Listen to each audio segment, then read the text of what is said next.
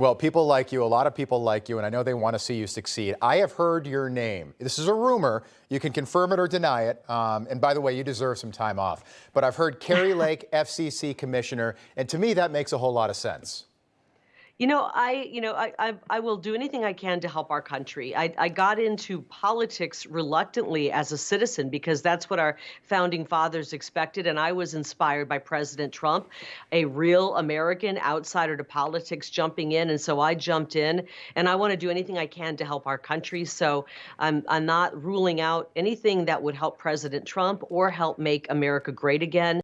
But like I said, I'm just taking a look at all the options that are out there and taking it slow, and actually taking a little bit of time off, which is really rare for me. I don't think I've been working since I was like, 12, 13, 14, and I'd like to take a couple weeks off here and enjoy the holidays. So I'm allowing myself to do that while I look at all the options. Well, I think you should do that. I've got some good news for you if you're superstitious at all. So Richard Nixon, okay, he lost in 1960 to JFK. Then he went back to California and he was like, all right, I'm going to run for governor in California, 1962.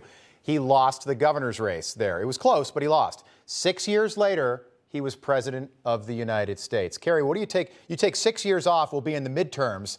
If you took 4 years off, you could run in 28. If you took 8 years off, you could run in 32. But I think Kari Lake's got a bright future politically. What do you think? Rob, you're giving me anxiety right now. Not deliberately, not deliberately. What I'm doing is cheering on President Trump from the sidelines while I take, and I know how exhausting it was for him to go through that last, 63 days without any time off. I went through and I campaigned really hard. So I'm just watching as he's picking an incredible team to surround him. I'm ecstatic about the incredible picks. Just in the last couple of hours, Scott Bessent and Russ Vought. I think those are two awesome picks. I'm actually loving the media melting down over his choices because to me, that means he's picking good people. If the mainstream media is losing their minds, President Trump is making some great picks. So I don't know what's next for me. I'm actually looking at a lot of different things, and I'm going to make some decisions in the coming weeks after enjoying the holidays with my family. Good. And then after the first of the year, make some decisions. It looks like Elon Musk might buy MSNBC. He hinted at that on Twitter today. Of course, he bought Twitter doing the same thing. He hinted at buying Twitter, now X, on Twitter. And for Elon Musk, let's say MSNBC sold for like $1 billion.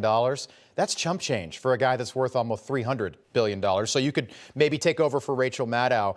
I have a question for you. And I came up through. I hope he buys MSNBC. So do I, But Kari. he's got to change the name. That name is so tarnished. You got to change the name. I think he would. Yeah, that's a good point. So I worked in local media for almost 15 years. You came up through local media, and we always talk about, especially at this level, we always talk about, no, it's the legacy media, the corporate media, the national media that's so biased.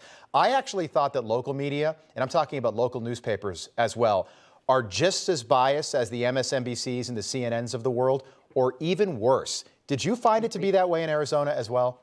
I agree. I think Arizona media is the mainstream media in Arizona is the absolute worst in the country. And I'm not just saying that as my own opinion. In my campaigns, I brought in people who were, from other areas who dealt specifically with media. And they said, after dealing with media all over the country, they've never seen anything worse than Arizona media. It is completely in the tank for the Democrats. It is completely anti-Trump, which is so terrible because this state loves President Trump and this state loves the America First movement. So, it's terrible. But the great news is no one's watching them. No one's reading their garbage newspapers. And thankfully, we have options now. We've got the Newsmaxes of the world. We have all kinds of independent journalists out there. Thank God for Elon Musk. And when I saw him at Mar-a-Lago about a week ago, had a great chat with him, and I thanked him as a journalist at heart.